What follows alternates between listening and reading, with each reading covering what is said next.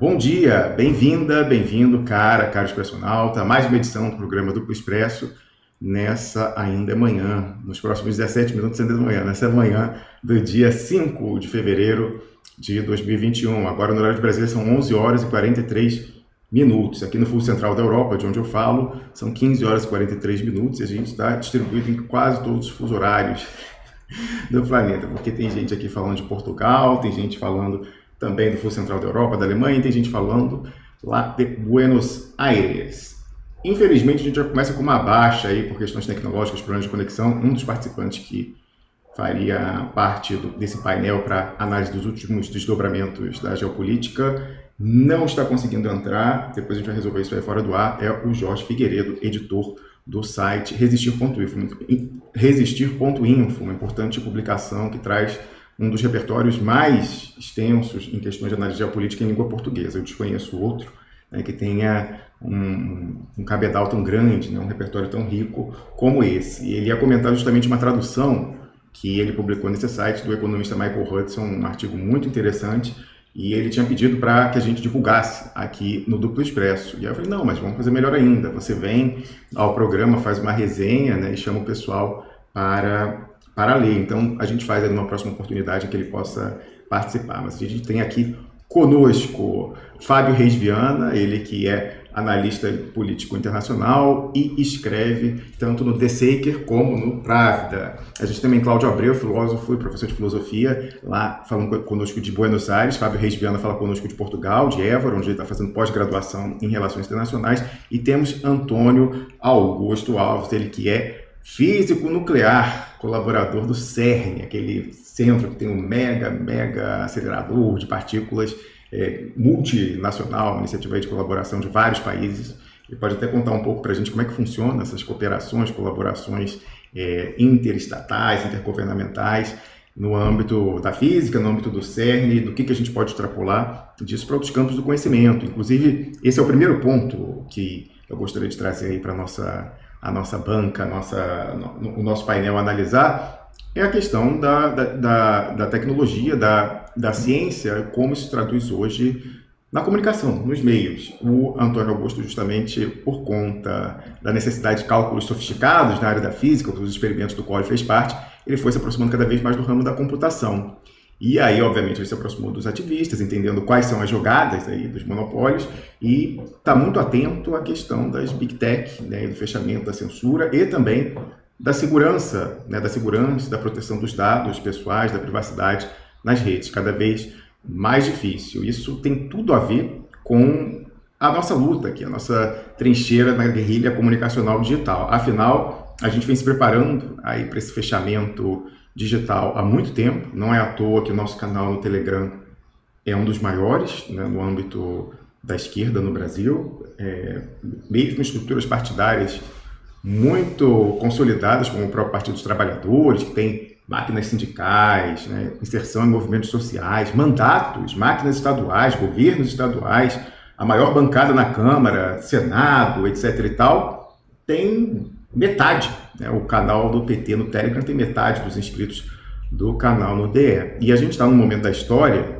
né, que, mais do que nunca, o meio está se confundindo com a mensagem, né? Mais do que nunca. Isso já era um chavão antigo, né? Meio, mensagem, mensagem é meio, mas hoje mais do que nunca, porque se você fala algo inconveniente ao establishment em nível global e a sua repercussão, sua reverberação, sua replicação no contexto brasileiro, o pessoal te tira da tomada, né? Te desplataformiza, né? Em inglês já tem esse neologismo, de platform, tirar das plataformas, e você simplesmente tem a sua voz calada. Você sofre uma sentença de morte digital. A gente viu isso com Donald Trump, e aí, para quem se animou, na sequência, com o Ayatollah do Irã, com diplomatas da China, com órgãos do Estado venezuelano, e vai apertar cada vez mais, né, para pessoas com menos repercussão. Isso já vinha acontecendo há muito tempo. Há muito tempo a gente acusa isso em pessoas justamente com uma visão anti-imperialista.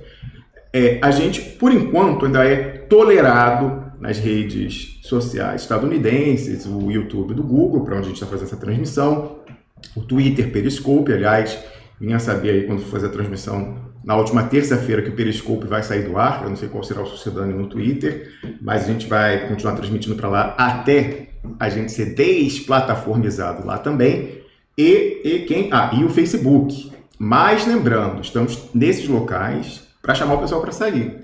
Para justamente dizer para o pessoal que tem que ir para o Telegram, tem que ir para o VK. Inclusive, a gente tem fortalecido muito o número de visualizações no VK, plataforma russa. Nessa semana,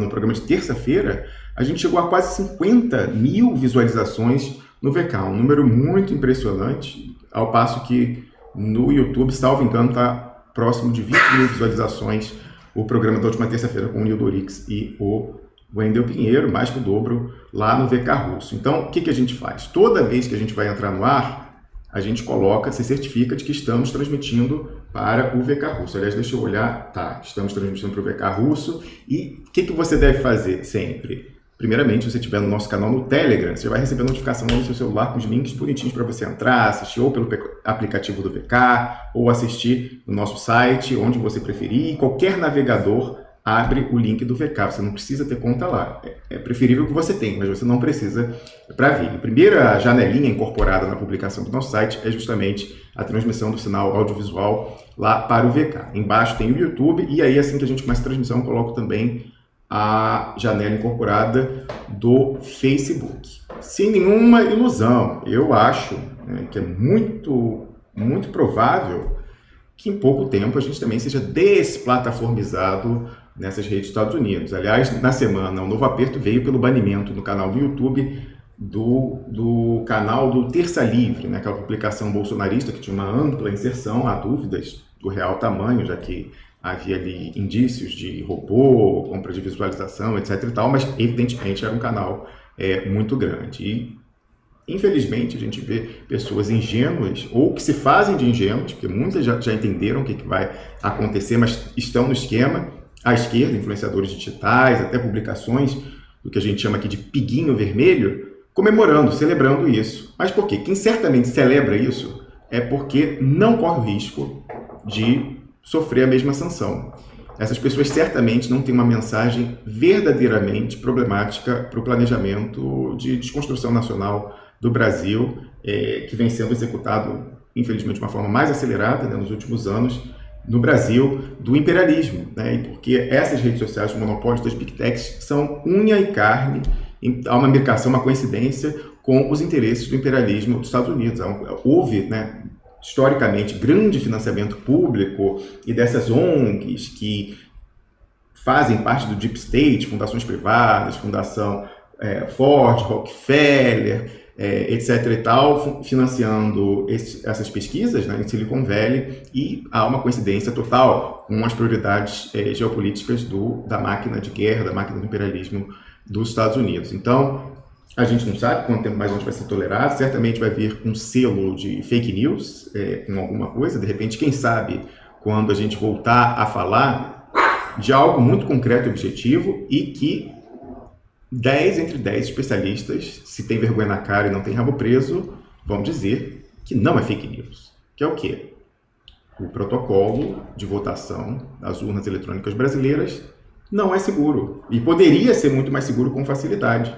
Então, quando o pessoal vem com aquele truísmo lá do TSE, a Rosa Weber, eu acho que ela que lançou o truísmo, mas que já foi repetido por Fux, que a sucedeu, depois foi repetido por Luiz Roberto Barroso, que é o seguinte: não, em, 20, 30 anos de utilização dessa urna eletrônica de primeira geração do Brasil, que não é usada mais em nenhum lugar do mundo, não há provas de que tenha havido fraude. É verdade. Mas tampouco a prova de que não tenha havido fraude, porque prova não há de nada. E a gente aqui luta para seguir. Mecanismo 100% seguro não existe. Daqui a pouco o Antônio Augusto pode falar um pouco disso para a gente.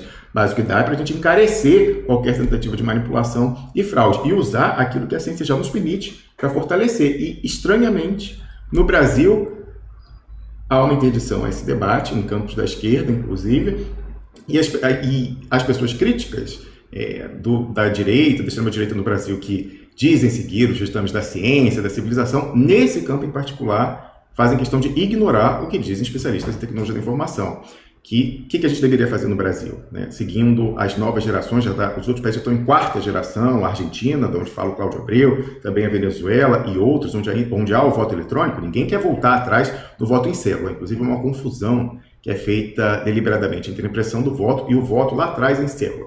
A gente quer a impressão individual do voto para permitir, em caso de necessidade, a recontagem individual, sem o processamento da votação bruta pela programação, e a gente também quer código aberto de programação da urna, também transparência na transmissão e na totalização desses votos. E é interessante que tempos atrás, há um registro aí, mais tarde no programa mostra, há um registro de ministros do STF, que também servem no TSE, saudando a lei que impunha a impressão do voto.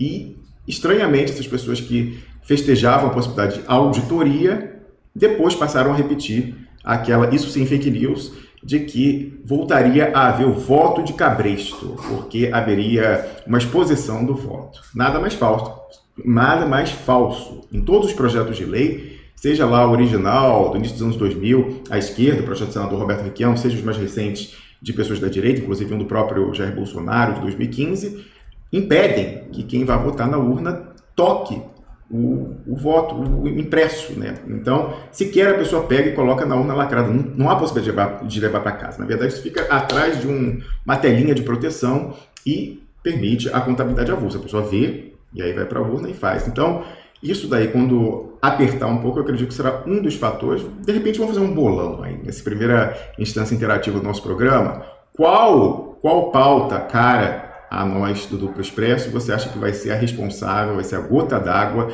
para a nossa desplataformização nos monopólios das Big Techs dos Estados Unidos? Você acha que vai ser a questão da impressão do voto e da programação em código aberto? Você acha que vai ser Banestado, Leaks e Odebrecht Papers? Vamos lembrar que quando a gente começou a falar de Umbrella Deal, que é algo relacionado, disso, aquela sentença de execução do Estado Nacional Brasileiro, fracionada no tempo, que vem sendo executada, começou a cachorrada, que vem sendo executada à perfeição, como um relógio suíço, desde ali do início da redemocratização, né, desde mais ou menos, foi formalizado nesse documento ainda no governo Itamar Franco, que vem sendo seguido a risco o cronograma de entrega dos ativos do povo brasileiro para a finança transnacional. Quando a gente começou a falar disso, quando soubemos disso, a gente foi desplataformizado de fato, né? Então, o pessoal tentou nos tirar das transmissões para esses monopólios com ataques, cyberataques muito sofisticados. Inclusive, sobre isso temos novidades. Quem nos acompanha no canal no Telegram viu o breve vídeo que eu subi ontem anunciando a reunião que eu tive nessa semana com os investigadores daqui da Suíça, que estão a cargo de apurar como se deram esses ataques, tentar achar os responsáveis. Mais tarde aí eu comento também os últimos desdobramentos dessa iniciativa, mas você veja que essa pauta é verdadeiramente inconveniente. Obviamente que ninguém quer passar um carimbo, que acho que será muito dignificante, né, Duplo Expresso, inconveniente para o establishment, para a finança transnacional, por isso desplataformizado, a menos que seja necessário, porque isso chama a atenção, né, quando alguém é desplataformizado. Então o pessoal tenta o soft ban, você que é das antigas aí, lembra quando a gente era associado a vídeos bizarros, né, vídeo de Wesley Safadão, sertanejo universitário, funk, e isso parou no dia que eu falei para o pessoal do Google que eu moveria um processo aqui na Suíça, como por mágica, aquilo parou. Tivemos outras questões, desmonetizações etc e tal. E, finalmente, esses ataques aí, a minha conexão à internet na Suíça, e que constitui crime na Suíça, portanto, está sendo investigado. Já que a gente resolveu isso com a ajuda dos nossos valorosíssimos e indispensáveis hackers ativistas, que estão sempre na retaguarda nos acompanhando, que estabeleceram um protocolo muito bacana de blindagem para nossas transmissões, então podemos falar tudo muito à vontade, que não seremos tirados do ar. Podemos ser tirados no YouTube, podemos ser tirados no Facebook, podemos ser tirados no Twitter e no Twitch. Mas no VK russo, não. Inclusive, a gente foi combinar com os russos. No ano passado, quando a gente estava sendo derrubado em transmissões sensíveis no YouTube e no Facebook, apesar do nosso sinal estar blindado, a gente foi conversar lá com o pessoal, pedir ajuda ao Andrew Gribko, né, o autor das Guerras Híbridas, o livro As Guerras Híbridas, e ele me colocou em contato com o pessoal da RT e do próprio VK, e eles nos ajudaram a resolver esse problema. Temos transmitido para lá sem problema, e é por isso que a gente não entra no ar sem estar transmitindo na plataforma do senhor Vladimir Putin. Vladimir Putin que está sofrendo em alguma medida um calorzinho, pelo menos mais que o normal, em pleno inverno russo, com a questão aí dessa micareta, dessa tentativa de primavera incipiente lá com o Navalny. A gente certamente vai comentar isso também, a visão de cada um aqui sobre isso. Mas então, para iniciar as discussões, eu peço que você nos ajude a criar a massa crítica do meio. Então, enquanto a gente está fazendo a abertura aqui, compartilhe esse link, compartilhe no VK. E se você está vendo no VK, que é o que a gente pede, inclusive, é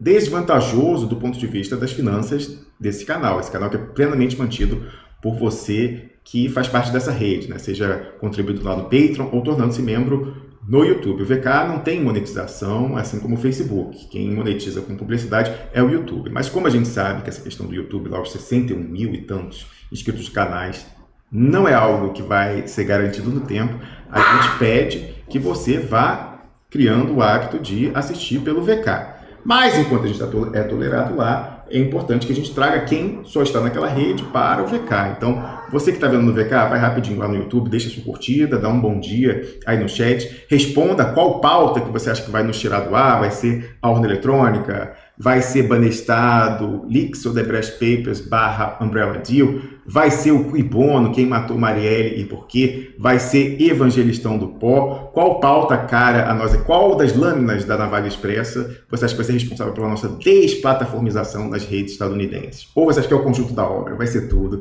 mas vai ter alguma coisa que vai precipitar isso aí, a gente vai poder identificar. Mas vamos ver o bolão, então eu peço que você participe dessa enquete, daqui a pouco eu dou as parciais aqui, enquanto a gente vai ouvindo os nossos caríssimos comentaristas. Eu pediria brevemente que a gente fizesse uma rodadinha de apresentação para quem não conhece, quem fala aqui conosco, começando com o Antônio Augusto, depois o Fábio Reis Viana e, por último, o Cláudio Abreu.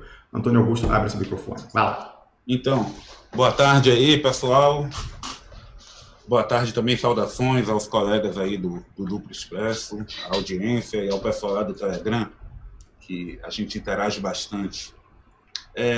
Bom, você já falou tudo a meu respeito, o que importa do tipo. Minha formação é em física, eu sou físico de partículas, trabalhei muitos anos, continuo fazendo pesquisa lá no CERN, na Suíça. Atualmente trabalho aqui na universidade na Alemanha. Sou também estudioso de geopolítica. Enfim, tudo isso somado me aproximou bastante das questões relativas tanto à tecnologia quanto às implicações dessa tecnologia no que diz respeito a computadores. E é isso. Muito bem. Fábio Reis Viana conversa conosco de Portugal. Bom dia, boa tarde. Então, a minha formação original é em Direito. Eu estou fazendo aqui um mestrado em Relações Internacionais, porque tem mais a ver com a minha atividade atual. Eu sou escritor, analista geopolítico e contribuo para o Monitor Mercantil no Brasil. Inclusive, é um jornal impresso que se abre a posições heterodoxas, que os grandes jornais brasileiros não dão espaço. Eu acho importante ressaltar isso. Esse jornal é um jornal sério, né? E eu nunca fui censurado ali dentro, até jamais. Então, só para... E aí eu escrevo também no Právida e no The Saker sobre geopolítica, mas com foco em sistema mundial e poder global, que é uma visão mais por cima da coisa, sem se ater muito aos pormenores do dia a dia. Claro, eu tento pegar os pormenores do dia a dia para tentar interpretar à luz das teorias do sistema mundial e poder global, que facilita a história, né? Com certeza. Fábio, foi muito bom você mencionar o jornal Monitor Mercantil, onde diversas pessoas que nos ajudam a compreender a realidade atual publicam, como, por exemplo, nosso amigo Pedro Augusto Pinho, e realmente é uma publicação que dá voz a narrativas contra-hegemônicas, e é uma das publicações que nos deu apoio à época em que a gente estava sofrendo esse banimento de fato digital com os cyberataques, né? A EPET, a Associação de Engenheiros da Petrobras, também fez uma publicação importante, e eu acho que ali ficou...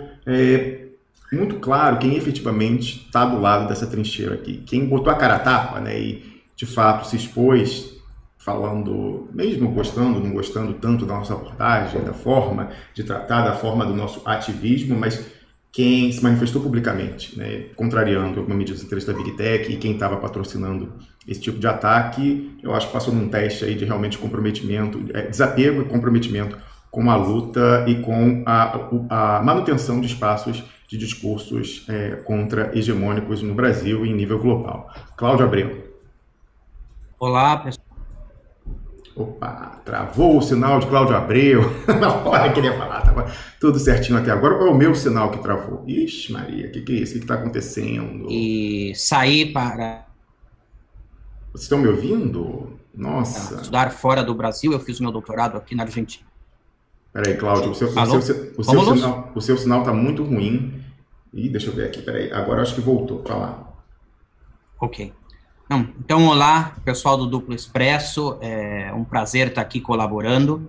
Eu sou formado em filosofia e estudei fora do Brasil o meu doutorado e voltei para o Brasil e pensava fazer vida acadêmica no Brasil, mas as coisas mudaram, a gente sabe o que aconteceu aí durante a década passada e me parece importante a gente pensar um pouco e entender o que está acontecendo.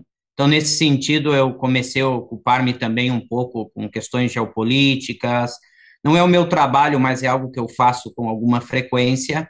E então, aqui, estou feliz com o convite, espero poder colaborar de alguma forma com essa discussão que o Duplo Expresso realiza e que nos ajuda a entender a situação do Brasil, a situação do mundo. Vamos tocando e vivendo cada dia de luta que nos toca viver. Maravilha. Como eu falei, a gente está desfalcado, planejávamos ter aí Jorge Figueiredo, editor do Resistir.info, mas tive problema de conexão, mas não faltarão oportunidades para ele vir aqui fazer a resenha do artigo do Michael Hudson, depois eu coloco o link aí na descrição do programa, e outras questões também, ele seria o decano dessa roda, quem mais tempo milita contra a agenda do imperialismo para as suas periferias, sejam um pouco mais envolvidas, sejam elas totalmente sugadas, como é o caso do Brasil e da nossa América Latina. Bom, Lady Murphy, quando eu abro meu microfone, aí Tina já quer fazer participação, porque tem uma cachorrada latindo aqui do lado e eles querem interagir. Bom, todo mundo querendo interagir na medida do possível. Elas dispensam a tecnologia, não precisam de algoritmos e de inteligência artificial e de conexões sofisticadas. Basta ouvir o barulho aqui na rua, para o bem e para o mal, que elas conseguem estabelecer um canal. Mas o que eu queria dizer é o seguinte, eu conversei com o Pepe Escobar, um veterano aí da análise internacional, correspondente internacional, colunista do Asia Times, para saber quando que ele voltaria ao programa, e ele falou que esse ano ele deve reduzir bastante a participação dele em transmissões, em lives. Ele falou que, em princípio, deveria participar aqui uma vez por mês. Deve participar, segundo ele, na semana que vem. Tá? Eu combinei já com o Eduardo Jorge Vior. O que acontece? Não tem como a gente deixar de tratar o Brasil como parte de um contexto maior geopolítico. Obviamente, a gente tem dinâmicas internas que a gente não despreza, e aí na segunda parte do programa teremos o grande Piero Lai para nos ajudar a decifrar com informações, um relato em primeira mão da real cronologia da chegada de um certo grupo, uma certa confraria de militares ao poder no Brasil, mas a gente nunca olhou o Brasil como uma ilha isolada pairando no éter. Isso nos ajudou diversas vezes a chegar a diagnósticos que vieram a se confirmar com o tempo. Então, não é possível que a gente deixe pendente a análise dos desdobramentos da geopolítica global até a agenda do Pepe Escobar permitir. Evidentemente que é muito enriquecedor toda vez que ele pode ter aqui, mas a gente quer poder tratar das coisas com alguma regularidade, em princípio semanalmente. Quando ele puder vir, ótimo, aí vai enriquecendo mais nossa análise, mas a gente também vai tratando aqui, enquanto isso, para poder justamente situar o que ocorre no Brasil num contexto mais amplo. Eu pediria, então, feito esse aviso, que o Antônio Augusto Alves nos ajude a começar a discutir essa questão da Big Tech. E ontem, quando a gente trocava uma ideia aqui fora do ar, ele falava que ele queria justamente trazer um pouco de um resgate histórico de como surgiu a internet, o que foi a internet, porque isso ajuda a compreender o processo que está se dando agora. Não é isso, Antônio Augusto? Então, exatamente. Pode me chamar de Augusto, meu nome é longo. Senão toda vez a gente perde 5 minutos falando meu nome. Então, a questão da internet é muito interessante porque volta e meia a gente vê por aí, pela mídia, enfim, blogs, informações a respeito de um certo criador, de uma certa pessoa, de uma certa entidade no mundo, uma instituição qualquer, onde a internet foi criada. Isso não é verdade. a internet vem sendo desenvolvida, né? Ou melhor, a possibilidade de conectar computadores em rede, vamos dizer assim, vem sendo desenvolvida desde mais ou menos os anos 50, 60. Inicialmente, o objetivo seria aquele de compartilhar recursos de processamento, porque, se vocês lembram, aqueles computadores da década de 50, 60, até 70 eram máquinas enormes, que, obviamente, você não podia carregar, ter em casa, o poder de processamento era concentrado ali. E aí, toda uma série de tecnologias, técnicas para propiciar o compartilhamento do processamento dessas máquinas foi sendo desenvolvido. Em um certo momento, entendeu? Todos os recursos técnicos necessários também para desenvolver o que nós chamamos hoje de internet, que é justamente a rede de computadores de abrangência mundial, já estava disponível, mas isso foi uma sacada geopolítica, na verdade. Não é natural que a rede de computadores se desenvolvesse nessa direção, por exemplo. Não é uma coisa completamente, digamos, um destino normal. A ideia básica para a gente entender o que está acontecendo hoje no ambiente digital da internet e o desenvolvimento da própria internet, porque ela funciona como funciona, é perceber que se trata de um projeto que faz todo sentido da perspectiva de um império, entendeu? De um centro de poder que, na verdade, quer fazer a informação circular e fluir pelo mundo e passar por ele. Então, toda informação que a gente coloca na internet, em algum momento, vai passar pelos centros de poder do mundo. Eu mandei para você, Rômulo, no chat, um mapa onde mostra a distribuição mundial, né, dos cabos submarinos. Eu não sei se você consegue compartilhar, mas se a gente observa aquilo aí, fica muito claro algumas coisas. Por exemplo, primeiro, todas as conexões, digamos, do sul global se dirigem a centros de poder. Raramente você tem conexões entre países do sul global, entendeu? Tipo, você vê toda uma rede de cabos que conectam diretamente o sul global, várias localidades a nível mundial, cabos submarinos de fibra ótica de alta velocidade que conectam com os Estados Unidos. Muitos conectam com a Europa, que depois conecta também com os Estados Unidos. A outra coisa é que já comentei, não tem conexão muito entre o sul global. E a evolução, tem um site, depois eu posso compartilhar isso, a gente coloca lá no site do Duplo Expresso, que mostra a evolução desses cabos submarinos. E aí você percebe justamente como isso está refletindo a situação geopolítica. Bom, em que momento é que a internet ela se torna o que a gente conhece hoje? Quando ela começa, na verdade, a... Augusto, eu vou só deixar uma anotação aqui, não quero furar a cronologia do seu relato, que eu acho importante, mas é o seguinte, eu coloquei aqui enquanto você falava a ilustração dos cabos submarinos, né, refletindo as suas observações à perfeição, mas é o seguinte, a gente viu um desdobramento interessante nos últimos anos que foi diversos países aprovarem aquelas leis de soberania digital, soberania na internet, notadamente a Rússia, exigindo que plataformas dos Estados Unidos, como Facebook, YouTube, mantivessem os servidores, a própria União Europeia aprovou, né, que os dados de cidadãos nacionais de países que fazem parte da União Europeia devem ser mantidos dentro das fronteiras desses países, desses territórios. E aí eu perguntaria a você se de alguma forma a gente está vendo uma reversão nessa realidade histórica aí da centralização, da mediação do acesso à rede de computadores pela OTAN, né, pelo imperialismo pela OTAN de uma forma geral, e se essas leis, das formas que elas vêm sendo elaboradas, implementadas, se elas têm o condão de relativizar esse controle, esse domínio, se de fato esses países se blindam de um apagão digital, de uma volta à Idade da Pedra. Mas continua aí o seu relato da origem da internet. Então, não, essa coisa que você comentou é muito importante. Eu ia acabar chegando lá, mas foi bom você colocar agora, porque a gente encurta.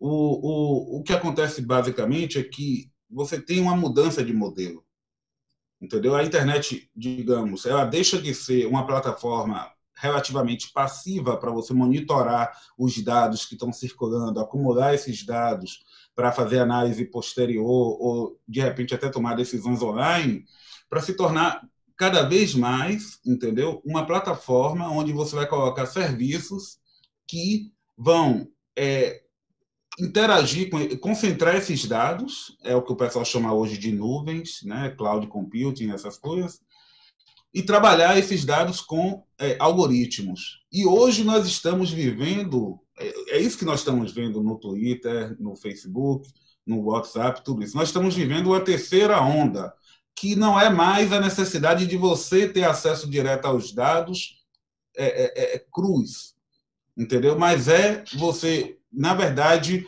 agregar todo o valor que esses dados podem te dar através de algoritmos que vão te mandar informação concisa, já compactada, com digamos, a parte útil, que é o que realmente te interessa. Então, por exemplo, quando a Rússia diz que, e a União Europeia, que você tem que agora, o Facebook, por exemplo, tem que guardar os dados dos cidadãos europeus em solo europeu, isso não muda muita coisa. Por quê? Porque toda a lógica da operação do Facebook não é mais a questão dos dados. Você tem os metadados, entendeu? Isso ficou muito claro nos vazamentos da Wikileaks. Augusto, explica o que são esses metadados. Então, os metadados é tudo aquilo que não faz parte da sua mensagem, por exemplo. Quando você troca um e-mail com alguém, quando você manda uma mensagem no WhatsApp, você tem o conteúdo da mensagem em si, pode ser a foto, o que você escreveu, e você tem uma série de outras informações, de outros dados, que, por exemplo, vai frequentemente o tipo de sistema operacional que você está usando, o computador, a hora do dia, a localidade, digamos, geográfica onde você está, e uma série de outras informações. Quem mandou e quem recebeu a mensagem, o tamanho, o conteúdo, o protocolo utilizado. Exatamente, entendeu? Por onde essa mensagem passou, por exemplo, se você abrir o seu e-mail, um e-mail qualquer, uma mensagem qualquer de e-mail, usando um editor de texto comum, simples, você vai ver toda a série de metadados que está lá anterior ao seu e-mail. Isso se chama cabeçalhos, entendeu? E está tudo lá. E esses metadados é onde todo o jogo acontece. Por quê? Porque os metadados, eles são coletados, entendeu?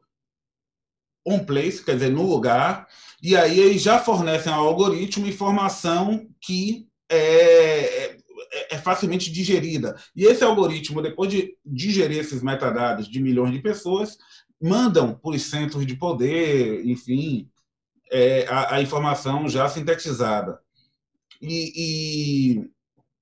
Então, por isso, porque a gente tem que diferenciar alguns aspectos. Você tem a questão da segurança, da privacidade em si, o que significa, será que a minha comunicação com uma pessoa não está sendo vista por uma terceira pessoa? Qual é a possibilidade de ver isso? Isso é a questão da privacidade.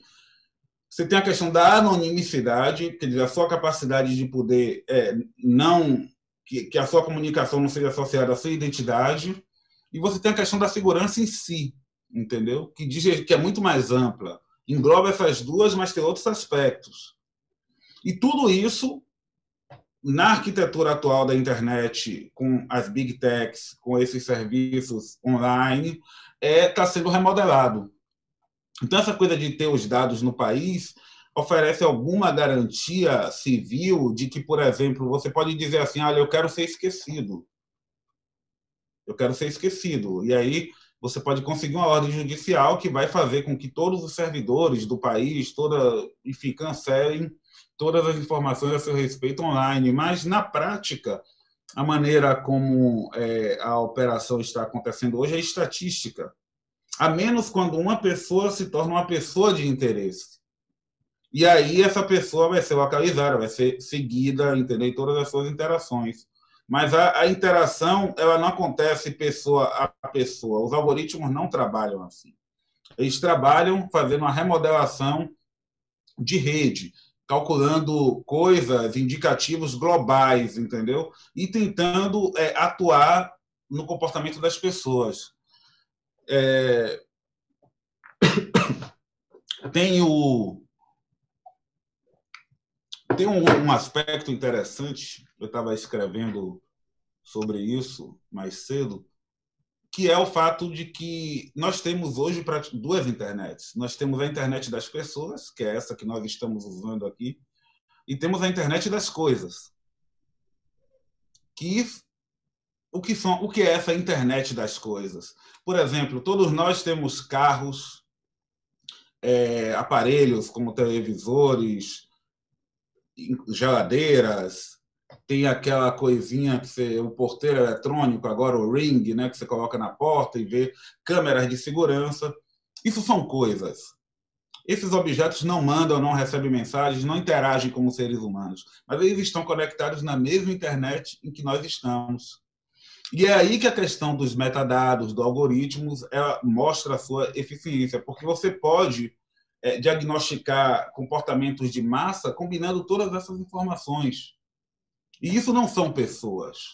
Você não necessariamente precisa manter esses dados na localidade geográfica onde eles foram adquiridos. Esse é o detalhe da lei, por exemplo, que você mencionou, que escapou totalmente do escrutínio, entendeu? Rômulos. Cláudio Abreu. E aqui a gente pode, com esse esclarecimento que Augusto nos proporcionou, ver quão é importante a pauta dos projetos de lei que o DE mencionou muito, principalmente no ano passado, né? Com os metadados, eles podem gerenciar melhor a sociedade. E se alguém se destacar, aí eles aprofundam e tem todos os dados destas pessoas. Ou seja, o Brasil é um caso bastante importante de como isso pode vir contra a população como um todo, mas também contra alguma pessoa que esteja contra o sistema. Então, é algo geopolítico importante, é uma tendência que vai acabar afetando a vida de todo mundo, para conseguir um empréstimo depois, para conseguir um emprego, para encontrar alguma razão para você não passar num concurso público. Toca a nossa vida diretamente essa tendência que o Augusto nos explicou agora. Perfeito. Muito importante sua intervenção, Cláudio Abreu, porque eu tinha esquecido essa navalha, essa lâmina da navalha expressa, o Patriot Act Tabajara, os projetos de lei que visam a esse controle, a esse Estado hipertrofiado, tecnopolicial. É algo que a gente vem denunciando aqui. Infelizmente, também a gente vê um silêncio absoluto na suposta esquerda, suposta oposição à tramitação disso. Às vezes ajudam até com diversionismo a abafar a discussão sobre esse tema. Mas veja você que interessante. Essa agenda agora está muito proeminente na matriz, lá nos Estados Unidos, com aquela história pós-6 de janeiro, pós-invasão do Capitólio. Eles também estão querendo fazer o Patriot Act doméstico, né? No caso brasileiro já era um híbrido, seria externo, não existe, evidentemente. No Brasil não tem nenhuma, hoje em dia, nenhuma projeção que necessitasse disso, carecesse disso, mas é mais interno, a história do inimigo interno. E essa agenda do inimigo interno também está agora em pauta na matriz nos Estados Unidos.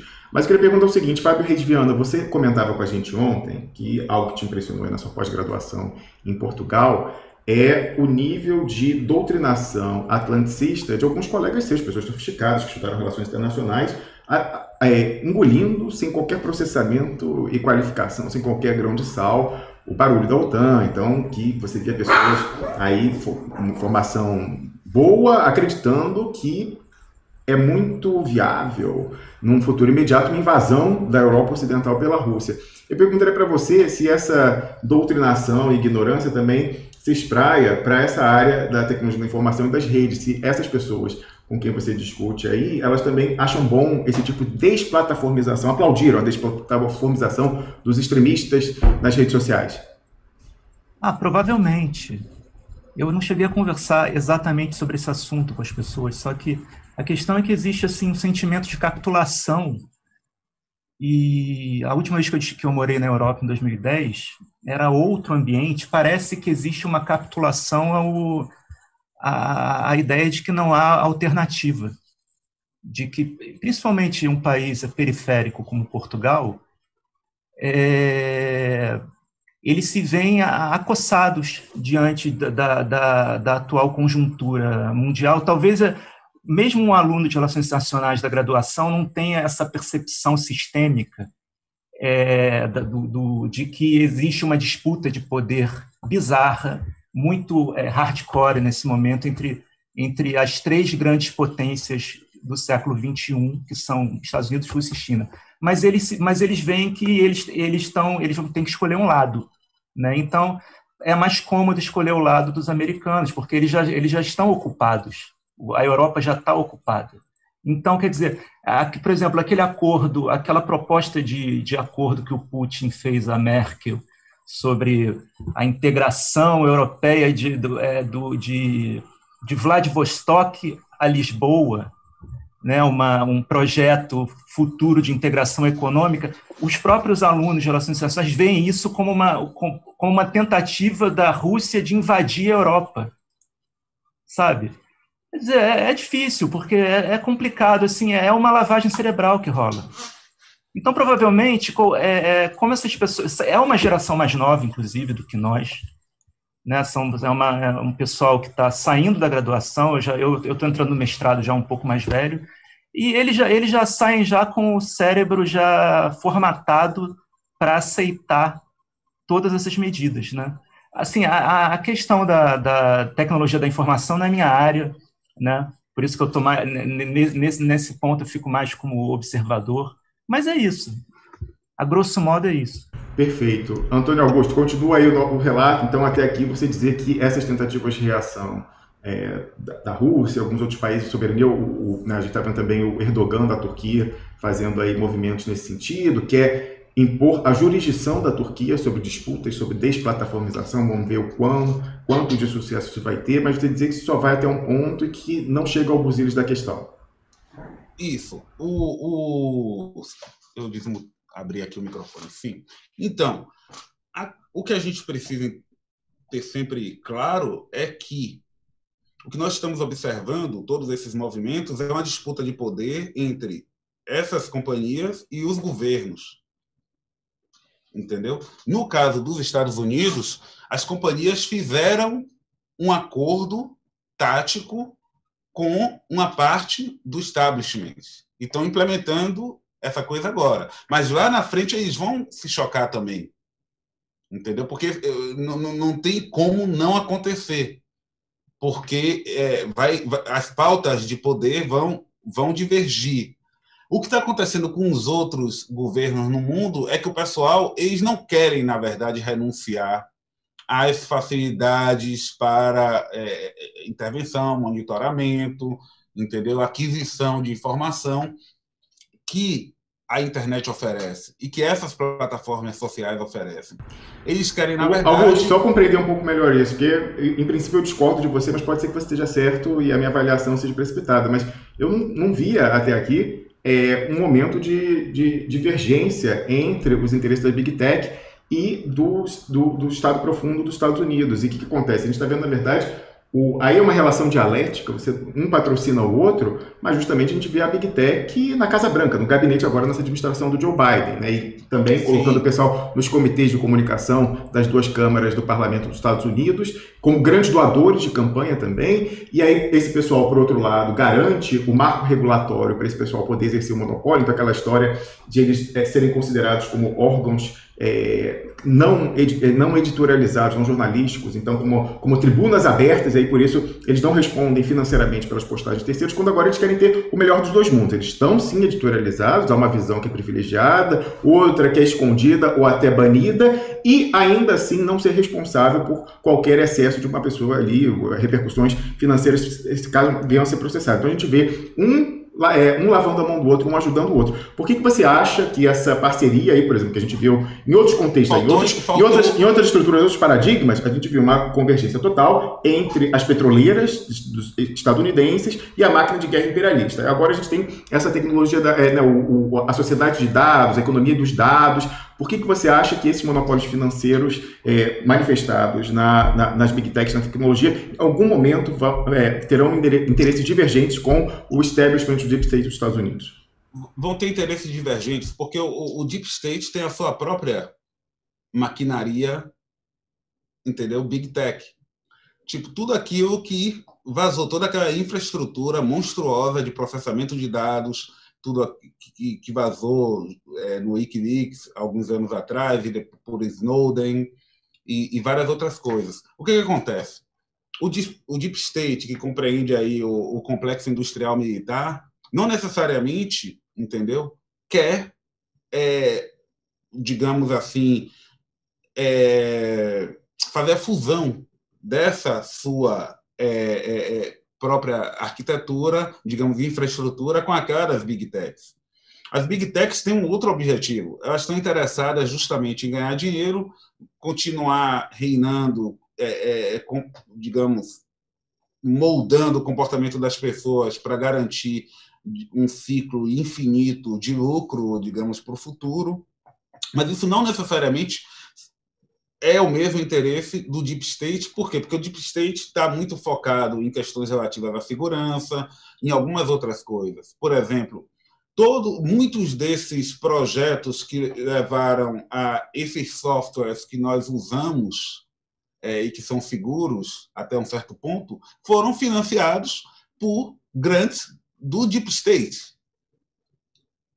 Você entende? É ali que você começa a perceber que tem alguns ruídos, que aí a gente pode ver. A história é sempre estranha, a gente pode ver como é que isso vai se desenvolver. Mas não é garantido que daqui a 5 anos, 10 anos, eles vão estar no mesmo barco. Em algum momento, entendeu? Ocorrerão divergências. Porque é a matriz desse movimento. O que está acontecendo no mundo, na prática, é basicamente o seguinte. O modelo de internet que nós tivemos até agora, tanto físico quanto aquele de software, né, abstrato, ele está em revisão. Esses satélites que o Elon Musk está colocando, e aí a China também vai colocar os seus, a gente está indo para uma situação na qual praticamente cada país vai construir a sua própria internet com abrangência global, essas grandes potências, estabelecer conexões completamente paralelas que não sabem uma da existência da outra em redes de computadores desconectadas. Não é o que acontece agora, por exemplo, da China com o Ocidente, que eles têm um firewall. É uma coisa muito mais sofisticada do que isso. Quer fazer a sua informação circular o mundo, não deixar ela restrita somente dentro do seu país, mas em uma rede diferente. É como duplicar a infraestrutura de internet. Então, por exemplo, como é que as Big Techs elas observam esse movimento do Elon Musk? E como é que o complexo industrial militar e o Deep State observa isso? Da perspectiva do Deep State, eles dizem, olha, a gente tem uma grande oportunidade aí para usar esses satélites para pegar dados, fazer uma série de jogos que não são possíveis no momento. Da perspectiva das Big Techs, não é necessariamente assim. Aí você tem infraestrutura, poder de processamento, que vai ser decidido quem vai ocupar, como vai ocupar.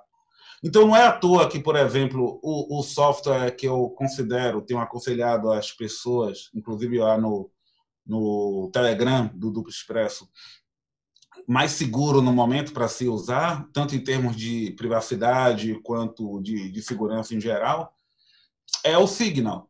Mas o Signal...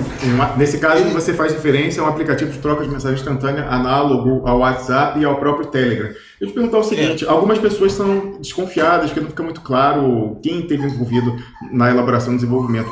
O código do Signal é realmente aberto? Sim, o código é aberto. Tá. Tanto do servidor quanto do cliente. Tanto da peça que você instala quanto do servidor. Se você realmente tiver muita vontade, você pode até hospedar o seu próprio servidor no Signal. Certo. Vai dar muito trabalho, consumir recursos, tudo isso. Mas, entendeu? Quem é que, se você olhar lá na história do desenvolvimento do Signal, você vai ver que os caras receberam dinheiro do complexo industrial militar. Pois aí o pessoal já pegou isso aí e ficou com a antena em pé. Mas isso não é um problema, em princípio. Basicamente, todas as coisas que se faz em tecnologia, principalmente ciência da informação, nos Estados Unidos, vão receber em algum momento algum tipo de grant, alguma coisa do complexo industrial militar. O que os caras olham é justamente nas tecnologias que dizem, pode ser útil para mim, pode oferecer também uma vantagem tática para o o oponente, mas quem está na posição de usar isso melhor sou eu. Mas você sabe que é isso que alimenta a minha divergência com você. A história vai dizer quem que está certo. Por quê? A arbitragem de eventuais conflitos de interesse estratégico entre a Big Tech, né, setor do capital, mais ligado à tecnologia da informação e o complexo industrial militar, é que, na verdade, hoje em dia, os acionistas são os mesmos. Então, você tem os grandes fundos, BlackRock, etc. e tal. Então, se houver uma divergência, isso vai ser discutido numa reuniãozinha do conselho de administração dessas empresas. Tem uma coincidência, né? Esses grandes, hoje em dia, financistas, que têm as ações, eles são acionistas de todas essas empresas. E eu acho que aí o pessoal consegue acertar eventuais divergências mais para frente. Sim. O Rômulo. Sim. Fábio, por favor.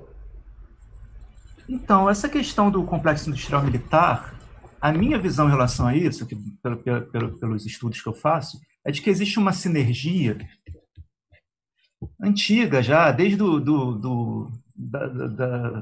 da época da Segunda Guerra Mundial, entre o complexo industrial militar e a indústria, e as empresas de tecnologia.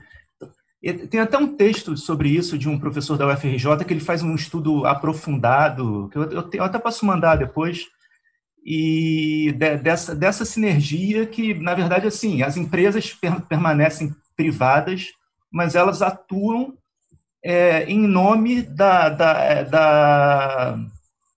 do fortalecimento do complexo industrial militar naquele momento pós-Segunda Guerra. O que tornava isso possível era a disputa com a União Soviética, né? Nesse momento, mudou o foco, agora é a China e, de certa forma, a questão da tecnologia da informação. Mas não é uma coisa não é dissociada da outra, né? As empresas americanas, e todas, inclusive as que não são da área do complexo industrial, a Coca-Cola, elas atuam de acordo com o interesse do Império Americano na sua expansão de poder. Né?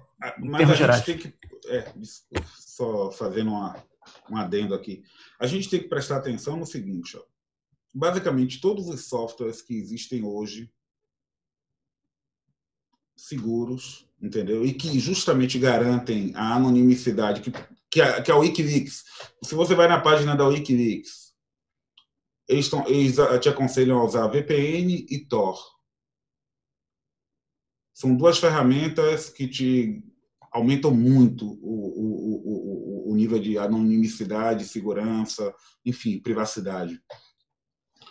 E vamos colocar também nesse meio aí o Signal. E a própria encriptografia.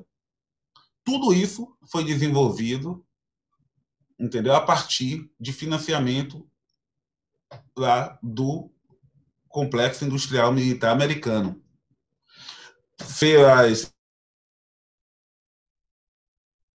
Opa, travada no sinal, eu não sei se é o meu, se é da galera, enfim. Você não teria coisa... Deu uma travadinha aí, uma engasgada, deixa eu ver se a gente já está saindo direitinho, tá? Você vê que... Aqui para mim ficou normal. A gente tenta blindar o máximo das nossas possibilidades de transmissão. Você sabe que quando você estava falando aí que quem for mais não é mais paranoico, quem for mais preocupado com essas questões poderia ter até o seu próprio servidor no Signal. Eu dei uma risadinha aqui porque eu tive que aprender todas essas coisas de próprio servidor, próprio não vou dar muito detalhe aqui, toda vez que eu falo, o pessoal do TI, os hackers ativistas falam que eu falo demais. Não pode falar. Eu não vou falar nada, mas enfim, já é a segunda bagunçada que dá nessa transmissão, mas em princípio não tá dando pro gasto. A galera aí tá de olho na retaguarda. Por favor, Antônio. Por favor, Augusto. Não, exato. Por que isso acontece? Porque você diz assim, bom, os interesses não são totalmente convergentes, entendeu? É claro que todo o movimento político que as Big Techs fizeram junto com o Partido Democrata e colocaram lá dentro, no gabinete, o que o Pepe Escobar comenta aqui com a gente seria que a Kamala Harris, né, seria totalmente uma representante aí das Big Techs.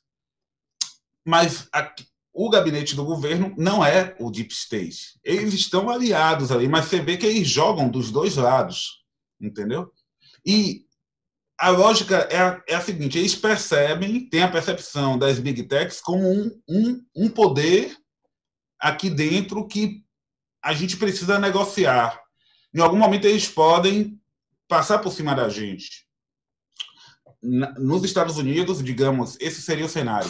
Quando a gente vai para o resto do mundo, por exemplo, você falou do Erdogan na Turquia, é uma situação típica.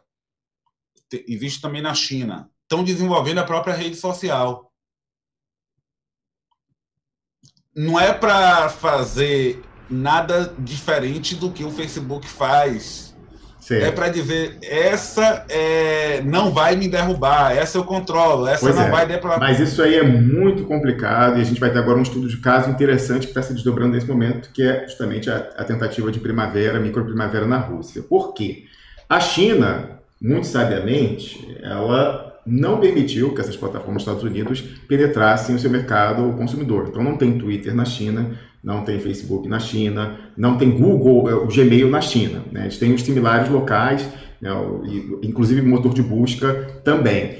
E com isso, eles conseguem efetivamente blindar esses impulsionamentos de fora de desestabilização na China continental, na Mainland China. Só que a Rússia, ela é justamente essa coisa que está na Europa, na Ásia, Eurásia. Então é um pouco difícil, depois do colapso da ex-União Soviética, não permitir o acesso às commodities, sejam elas culturais, sejam elas de valores e até de interface, como são essas redes sociais, ocidentais para a população russa, especialmente os jovens. Então, na Rússia, teve a iniciativa, o Putin, o pessoal lá viu a necessidade disso, então não é à toa que o Telegram surgiu lá, hoje em dia desnacionalizado, enfim, não tem uma pátria para chamar de sua. O próprio VK, os dois criados pelo Pavel Durov, mas o VK foi adquirido pela Gazprom, então está na mão indiretamente do próprio Estado russo, mas também os russos estão todos no Facebook, tem YouTube, inclusive o vídeo que obrigou o Vladimir Putin a sair da sua postura olímpica de ignorar, não chamar como interlocutor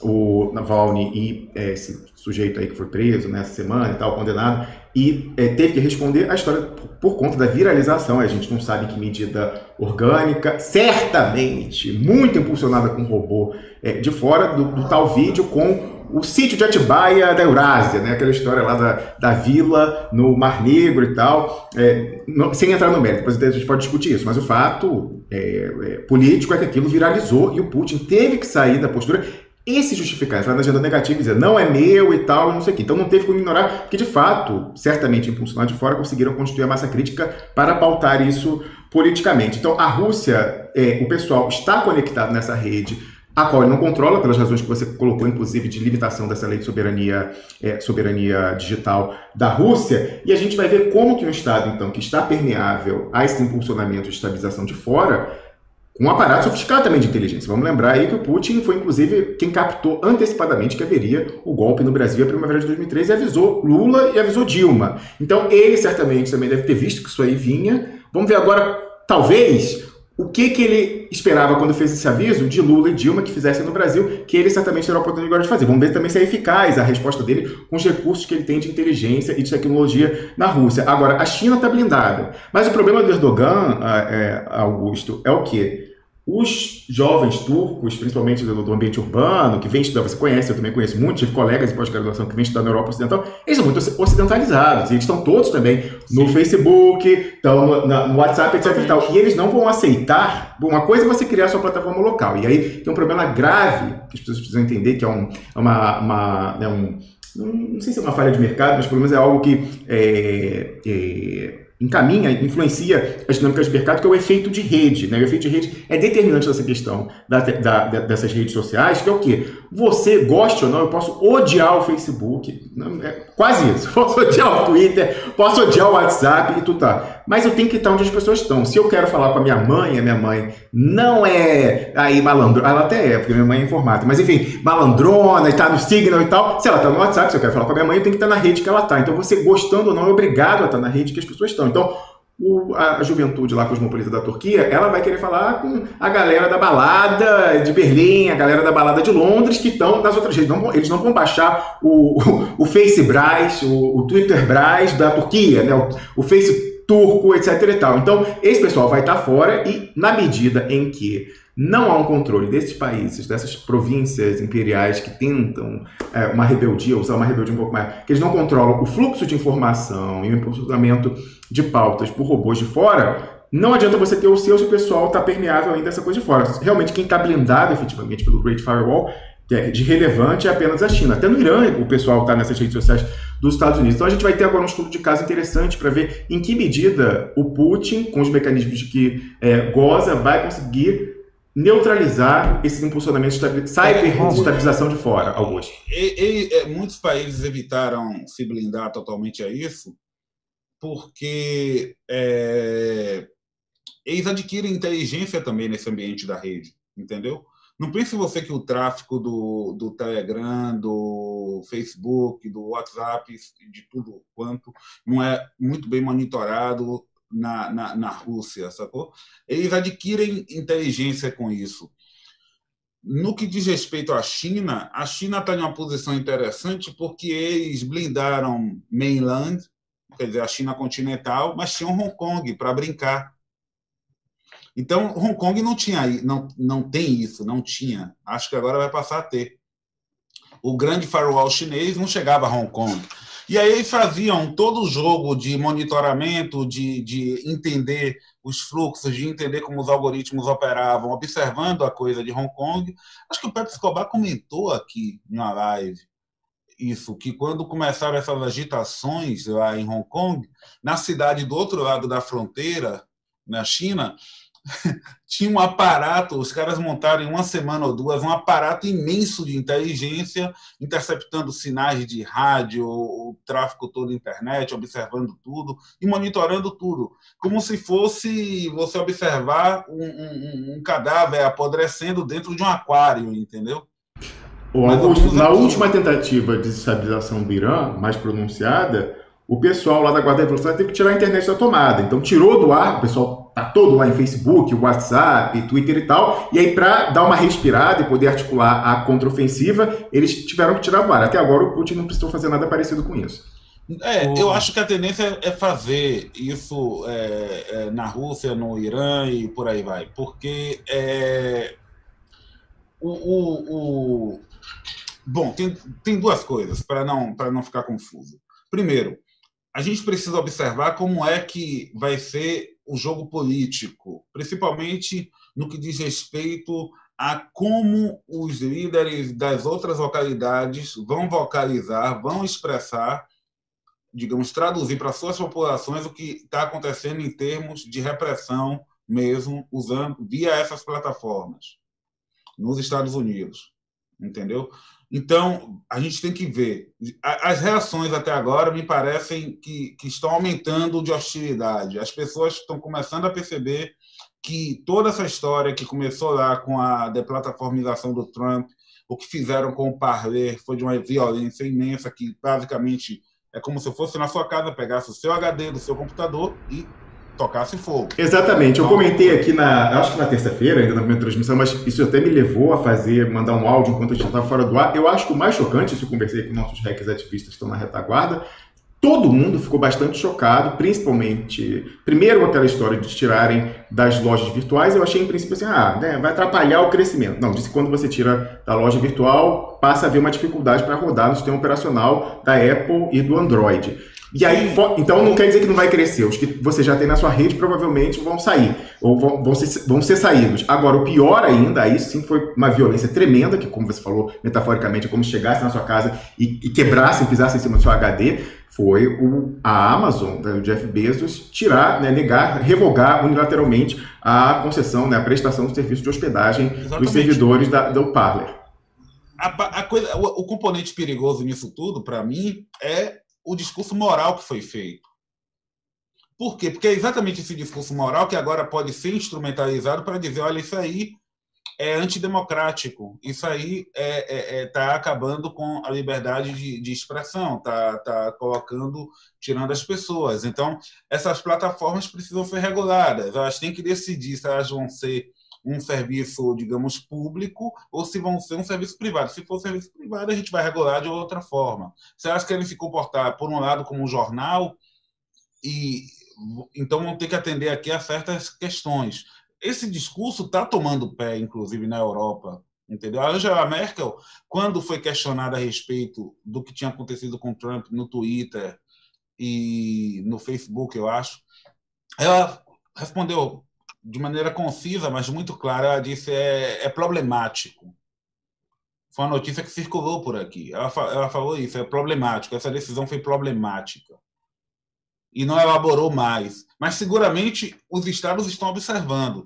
E aí vai depender de como esse discurso moral, digamos, político, vai ser instrumentalizado em cada lugar para dizer para o pessoal, tipo, olha, eu vou fazer uma outra rede aqui, social, e não vai ter isso de desplataformizar ninguém. E aí vamos ver caso a caso. Por exemplo, no caso da Rússia, o que está acontecendo é claramente uma agressão imperialista. E aí é muito provável que os russos... acho difícil que eles tirem da tomada. Eles vão degradar o serviço. Certo.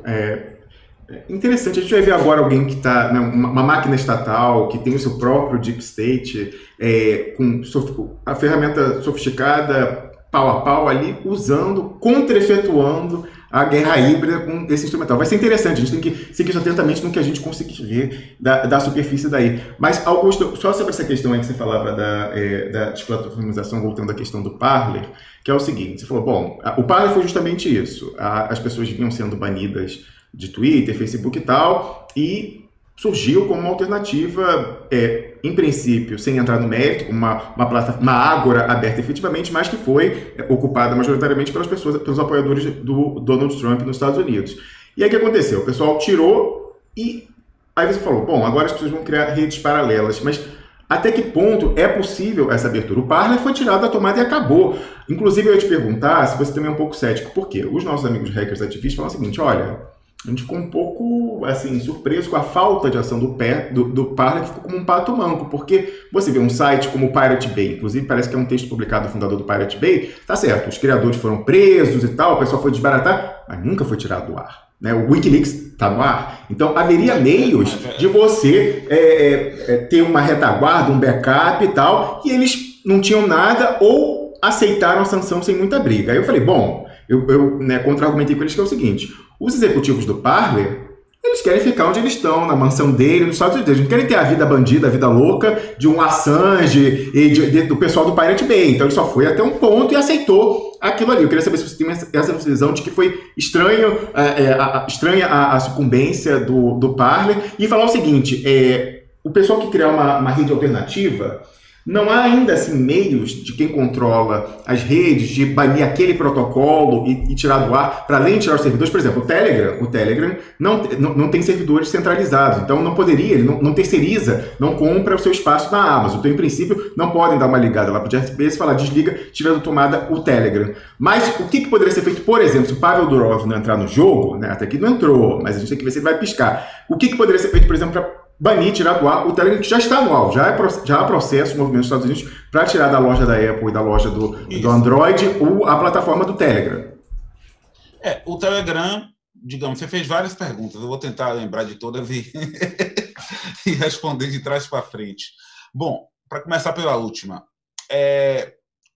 essa coisa dos servidores estarem em diferentes localidades, tem que ver quem é que controla, se os servidores são próprios do Telegram, da companhia, ou se são alugados de terceiros. A tendência de como funciona esse mercado hoje é ser alugado de terceiros, que mantém lá tal o serviço, e aí você vai e coloca. O que pode ser feito é simplesmente que você impede, digamos, declara ilegal ter aqueles dados ou aquele programa no seu território, ou por exemplo, entendeu? Aplicando sanções, você pode aplicar sanções dizendo, olha, a empresa que fizer negócios com o pessoal do Telegram vai ser banida aqui e ali, vai ter esses problemas. E aí, se você tem uma infraestrutura de internet, você não aluga para o pessoal do Telegram, por exemplo, é um mecanismo, entendeu? Uma coisa muito interessante que durante os seus comentários eu pensei é o seguinte, existe todo mundo paralelo a tudo isso, do software livre, entendeu? Existem diversas tecnologias que você pode montar redes sociais autogestidas, digamos assim, autogeridas, desculpa, que, digamos, são muito difíceis de você, na verdade, controlar, entendeu? E que já estão recebendo, inclusive, um tiro, digamos, preventivo. Recentemente, acho que essa semana passada, eu coloquei a notícia lá no nosso canal do Telegram, que estão tentando, quer dizer, baniram a essa altura do campeonato já da loja da Apple o aplicativo do Riot. Riot, que é da plataforma Matrix, que é uma especificação que te permite criar redes sociais, criar um ambiente parecido com o Telegram ou com o Facebook, completamente hospedando o seu próprio servidor, é tudo seguro, oferecendo as mesmas funcionalidades. Bom, então a gente já tem a resposta. Em sendo tirado da loja da Apple, parou de rodar no iOS, no sistema operacional dos telefones iPhone, ou continua rodando quem já tinha, mantém? Nem tudo não funciona exatamente assim. Você tem níveis, né? Então, quando você não está na loja, fica mais difícil para você rodar, mas não fica impossível. Você, às vezes, consegue baixar aplicativos para o Android que não estão na loja e usar no seu computador.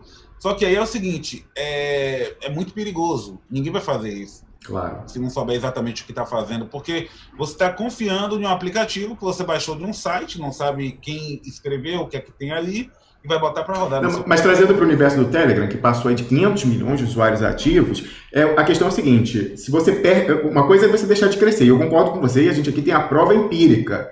A inércia é muito grande. Você vê que quem acompanha a gente, quem faz parte dessa rede dupla expressa, em geral, já é um pessoal mais safo, mais escola. Mesmo assim, você vê, a gente tem 61.600 assinantes nominais no YouTube e apenas 7.700 pessoas no Telegram. Então, vai cair uma fração. A pessoa tem que fazer alguma coisa. Sair da inércia da rede dos Estados Unidos e da loja, de clicar, já cai, grosso modo, para 1/10 o seu alcance. Mas pelo menos esse 1/10, você vê, já está lá. No dia que banirem a gente do YouTube, do Facebook, os 7.700, em princípio, se o Pavel Durov não piscar, vão estar garantidos lá. Mas então, o Telegram, pelo que você está falando, ele deixaria de crescer, porque as pessoas, quem não foi ainda vai ficar desconfiado, pô, baixar esse negócio aí, será que é o link certo? Será que não tem vírus? Mas os 500 milhões, em princípio, ele não perde. Você está falando que continua rodando. Olha só, vai rodar cada vez pior, vai estagnar, porque, por exemplo, bugs não vão poder ser corrigidos. Certo. Vai ter uma mudança qualquer na interface lá da Apple ou do Android, e aí não vai poder sair uma versão nova do Telegram para poder usar aquilo ali, entendeu? E vai estagnar, porque a operação para você baixar um aplicativo no celular, no Android, por exemplo, eu não tenho nada Apple, inclusive, me mantenho bem afastado da Apple. Para você baixar um aplicativo e instalar no seu telefone, se ele não tiver na loja lá do Android, é complexa. Se as pessoas já têm uma certa dificuldade para localizar o aplicativo na loja, clicar, depois clicar novamente e fazer, para fazer dessa outra forma é complexa. Depois tem a questão das permissões, entendeu? A interface pela qual você regula as permissões que os aplicativos vão ter dentro do seu telefone, ela é completamente integrada com a interface da loja. Certo. Então, tem essas questões. O que eu digo sempre, né, já venho dizendo isso há alguns anos, que a melhor coisa, na verdade, para as comunidades organizadas, para as pessoas que querem manter grupos de discussão fazerem, o que pode parecer desencorajante no início, mas com o tempo se revela uma paga dividendos, digamos assim, é investir na montagem de uma dessas plataformas autogeridas, porque aí você consegue realmente ter a posse dos seus dados, ou ninguém precisa compartilhar dado com ninguém, entendeu? Está tudo distribuído, não é um alvo localizado que você vai tirar da tomada. A ideia inicial do Signal era assim. Aí, depois, se colocou a possibilidade de ter um servidor que, na verdade, vai coletar o número de telefone e o nome de usuário das pessoas, por exemplo. Agora, no que diz respeito aos próximos desenvolvimentos, aí a gente tem que falar da internet das coisas, que é a internet dos robôs. É a internet do Alexa, do Amazon Echo, é a internet que conecta tudo isso com a câmerazinha da porta, com o o carro, por isso toda essa agitação em torno da 5G. Essa é a internet que precisa da 5G para poder funcionar. E aí é que entra justamente o próximo ponto, né, de evolução dessa coisa da internet, que é a conexão, digamos, a interação total entre a internet das coisas e a internet das pessoas. Você, entendeu? Já tem tanto metadado seu acumulado e você já está tão, digamos assim, controlado a partir de diferentes parâmetros, que o seu comportamento pode ser atuado coletivamente, modificando várias coisas, entendeu? Muito bem. Olha só, Piero Leiner, nosso antropólogo, contra-efetuador da guerra híbrida, está quase a posto aí para entrar, e a gente tem muita coisa para falar. Aliás, eu já vou encomendar, Augusto, que semana que vem a gente fale mais dessa questão da internet das coisas, a sua imbricação com a questão do 5G, a questão até no nosso terreiro aí, que foi a China ser autorizada a entrar no leilão e ter como lobista Michel Temer, novo lobista. E Michel Temer a gente pode abordar essa semana que vem, mas eu queria ainda tratar com o Fábio Reis Viana, do artigo que ele publicou um pouco, falar disso. Então a gente vai sair um pouquinho dessa tecnologia, quer dizer, não vai sair tanto da tecnologia, porque hoje em dia, como é a minha visão, a Big Tech é uma parte integrante da máquina de guerra estadunidense. Mas, Fábio, olha só, você publicou no Monitor Mercantil, a publicação que você mencionava mais cedo, esse artigo no dia 1º de fevereiro, a doutrina... Opa, não está na tela, peraí, cadê? Diminui aqui a janela, vamos lá, meu filho. Tá aqui, ó, agora sim. Ó, não está bem centralizado, peraí, deixa eu pegar... Aqui, agora sim, ó. A doutrina Biden, o retorno dos impérios e o paradoxo europeu. Artigo que saiu também, uma versão em inglês, lá no site The Saker, The Biden Doctrine, The Return of Empires and the European Paradox, publicado na mesma data, em 1º de fevereiro, e eu vou colocar o link, evidentemente, lá no site duplexpress.com para as duas versões. Como que o que está tão bem analisado no seu artigo dialoga com essa discussão que a gente tem até aqui da Big Tech, Fábio Reis Viana? Pois é, eu fiz essa versão Tabajara em inglês, que no final acabou dando certo, porque eu fiquei um pouco inseguro a princípio, porque eu não sou tradutor, mas eu fiz essa autotradução e tudo bem. Mas então, eu acho, inclusive em relação a essa questão da guerra híbrida contra a Rússia, aí que incluem essas manifestações, o sítio de Atibaia, do Putin e tudo mais, e qual seria a reação do Putin, né, comparando com a não reação da Dilma à Revolução Colorida de 2013 e tudo mais, eu acho que existe um elemento no inconsciente coletivo desses povos mais antigos, a Rússia, o Irã, a Turquia é mais ocidentalizada nesse ponto, mas eu acho que um país como a Rússia e o Irã, eles têm um senso de autoproteção, e principalmente a Rússia, que é um país que passou a vida inteira tentaram invadir a Rússia várias vezes, o Napoleão, o Hitler, antes os mongóis e tudo mais. A Rússia tem no inconsciente coletivo do povo russo existe um senso de autoproteção que eu acho que ajuda a enfrentar esse momento de guerras de quarta geração, que eu até prefiro esse termo do que guerra híbrida, porque eu acho que guerra híbrida é um termo correto, claro, só que quarta geração é mais amplo, eu acho, que abrange, inclusive, a questão da guerra híbrida. Fábio, só uma complementação que você colocava, eu penso muito sobre essa questão. Eu acho que não só são povos mais antigos, e tem uma identidade nacional pronunciada, cultivada, mas também não foram colônias, né? Então você não tem a organização, certamente se integraram ao sistema imperial, os sucessivos sistemas imperiais, mas não foram colônias. Então aquela compradora elite, né? a elite colonial, cujo interesse econômico ela é mera corretora, rentista da exploração daquele território, como a gente tem no Brasil, na América Latina, na África, que foi também colonizada, essa elite que controla o processo político local, ela não tem não é tão associada tão diretamente, não é apenas um corretor daquilo, dos ativos e do próprio sangue, suor e lágrimas do seu povo para o capital transnacional, como é o nosso caso no Brasil. Não sei se você concorda com essa avaliação. Eu só vou fazer um comentário aqui, colocar uma pimentinha aí Por Mas favor. tem as quintas colunas, né? Tem os quinta colunistas no Irã, na Rússia, enfim. Não, tem, mas assim, no caso específico, por exemplo, o Irã que vem sofrendo sanções econômicas há anos, e é impressionante a capacidade de resistência do Irã em relação a isso, eles ainda conseguirem se manter de pé. O Brasil, por muito menos, a gente capitulou, por muito menos, infelizmente, a Dilma entregou.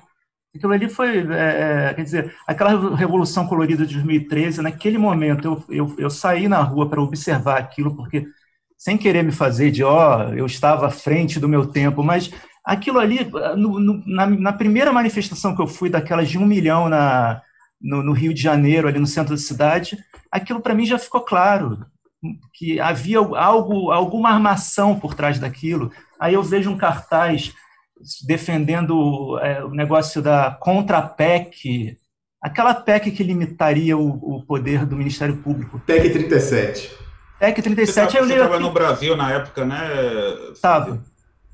Pois é, eu estava no exterior, estava aqui na Europa, e o interessante é que eu tinha contato todo o tempo com minha família, com as pessoas no Brasil, a divergência da narrativa, entendeu? Notícias que se tornavam virais no Brasil, que eram completamente diferentes daquelas que viralizavam aqui na Europa.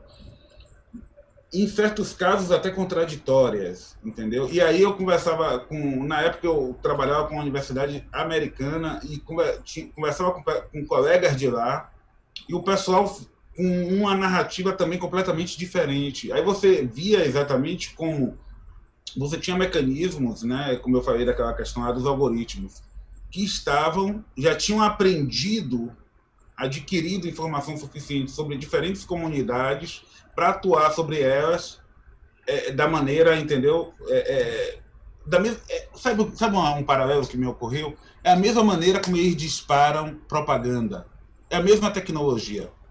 Perfeito. Olha, 2013 é tão importante, que a gente tem que deixar um programa inteiro para discutir isso, inclusive, e vendo como que o Putin está respondendo diferentemente a isso.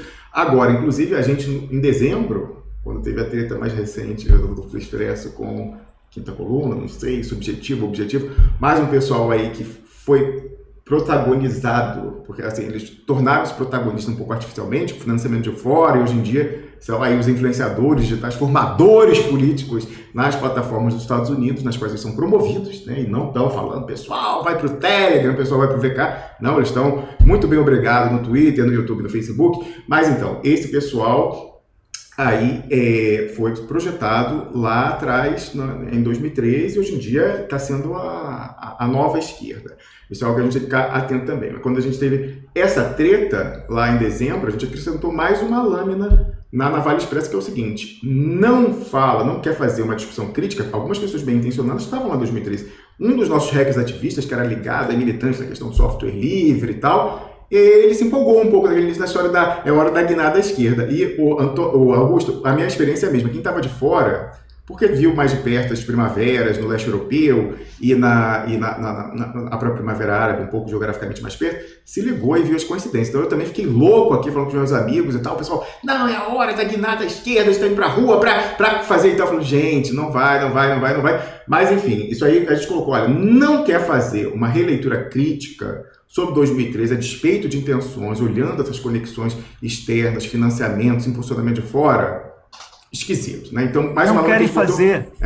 E o termo revolução, por isso que eu acho que usar o termo revolução colorida para 2013 é fundamental, porque é esfregar na cara dessa galera, dessa esquerda, que não admite que foi manipulada. Até hoje eu vejo pessoas que me ridicularizam. Não é só a esquerda, não, viu? A gente tem que deixar claro isso também. Não é só a esquerda, não. Eu acho que tem amplos setores assim ideológicos da sociedade, a esquerda, a direita, corporações. Eu acho que isso não foi bem compreendido dentro, por exemplo, do judiciário brasileiro, não foi muito bem compreendido dentro do próprio meio. Mas o judiciário brasileiro, lamentavelmente, é uma casta do sistema, e assim, para eles tanto faz, porque o salário deles está garantido no final do mês. Não, é uma leitura que você pode fazer, mas na verdade, digamos, existe lá também pessoas, entendeu, que tentam né, poderiam ter uma visão alternativa, atuar de maneira diferente. Eu me decepcionei com isso. Eu também sou oriundo do direito. Assim, no início eu achava o Ministério Público. A minha monografia foi sobre quilombolas, minorias étnicas. Eu achava que o Ministério Público tinha uma atuação interessante em relação à defesa dos quilombolas, mas depois, com o tempo, eu vi que a coisa. É lamentável o que vem acontecendo. Eu costumo compreender 2013 da seguinte perspectiva. Eu acho que foi um movimento... Pera aí, não faça spoiler. Eu falei que 2013 merece um programa sozinho. A gente vai entrar nessa discussão aqui. Então desculpa.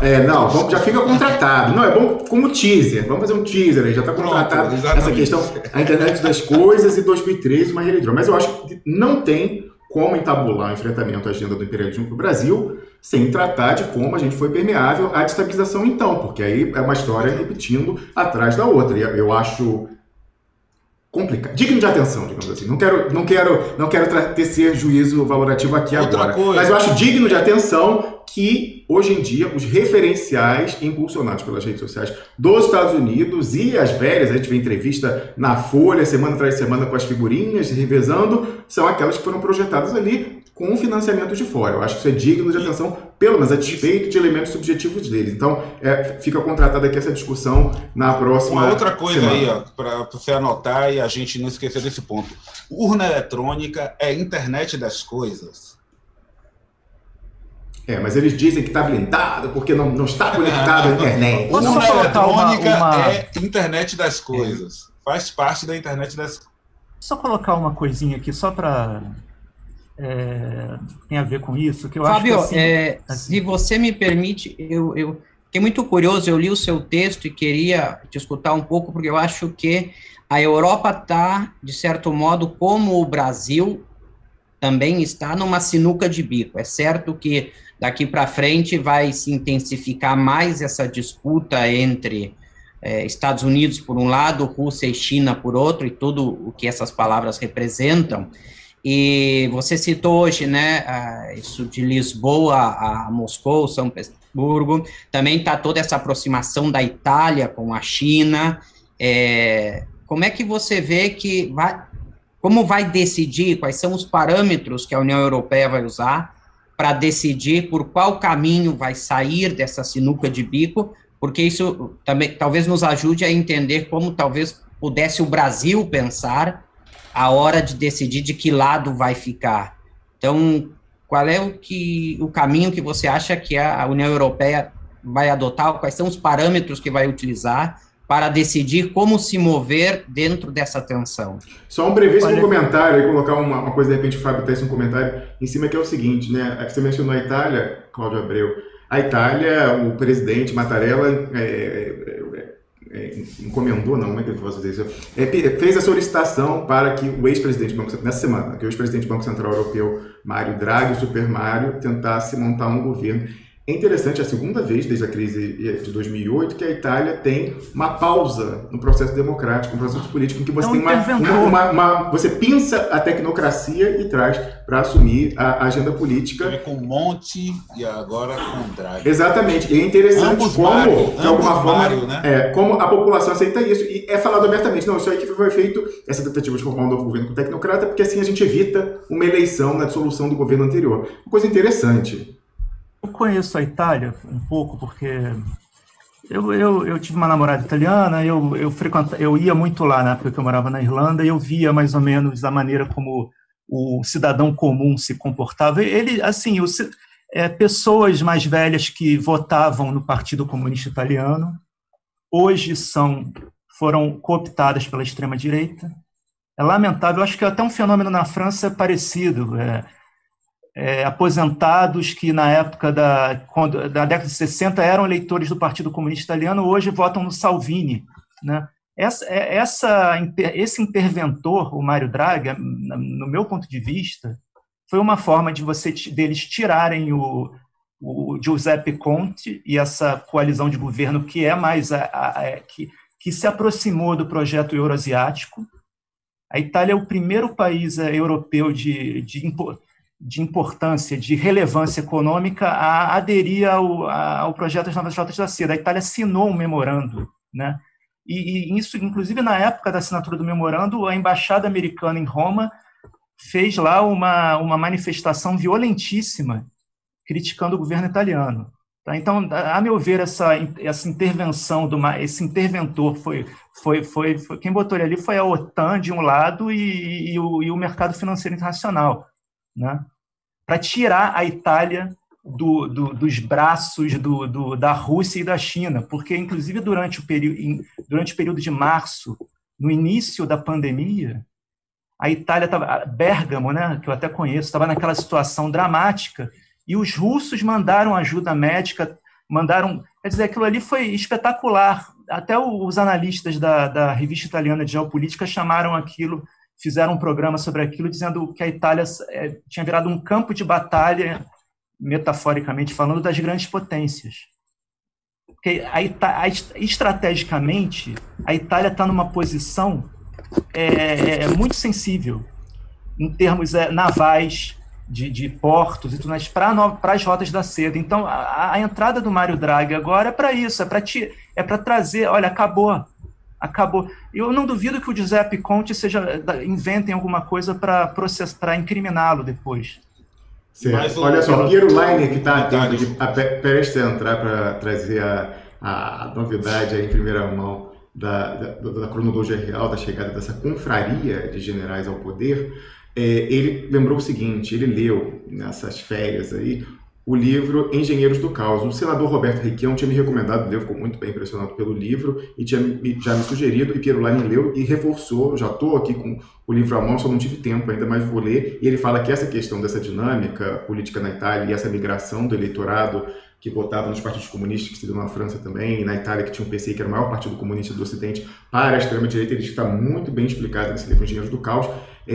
Bom, não sei se eu me comprometo aqui, se vai dar problema, se vai dar galho, mas talvez, quem sabe, o PDF seja disponibilizado para todo mundo lá no Duplo Expresso. Mais uma provocação aí com o Manual Portes da tecnologia. Mas, Fábio, por favor, responda aí a provocação do Cláudio Abreu. Você vê a Europa também nessa situação?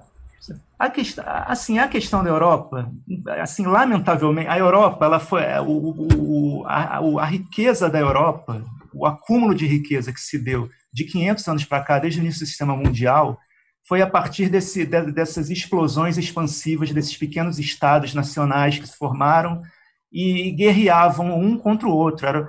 É isso que era a força da Europa, essa guerra interna, essa disputa interna. E, assim, aí eu coloquei essa provocação, o paradoxo europeu é isso, mas hoje, para a Europa poder se posicionar no mundo, nesse novo mundo de novos e antigos impérios, porque a disputa está se dando nessa linha, que antigos impérios estão retornando ao jogo, usando a fantasia que os ocidentais inventaram, que é dentro do sistema que os ocidentais inventaram, que é esse sistema criado, a ordem liberal criada no pós-Segunda Guerra, essas instituições, a ONU, a OMC, a OMS. Então, tem até esses...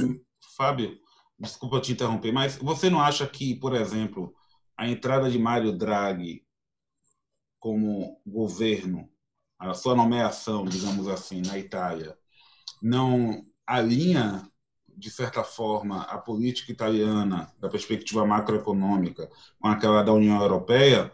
E não, mas sabe, eu faço essa pergunta, rapidinho, eu faço a pergunta à luz dos acordos recentes que a União Europeia fez com a China. Quer dizer, não necessariamente teria aí um conflito, no máximo um ajustamento de conduta para a Itália, no sentido de dizer, olha, tudo bem, você vai fazer negócio com a China, mas vai ser, digamos, todos os barcos passarão pelo estreito, não somente o seu. Mas, assim, o que eu vejo à luz da nova estratégia de segurança nacional americana, que é de 2017, se você interpretar aquilo por esse viés, você vai entender que acabou. A União Europeia ela foi criada no bojo daqueles acordos da Segunda Guerra, mas nesse momento o Império Americano, essa postura mais agressiva é de destruir a União Europeia.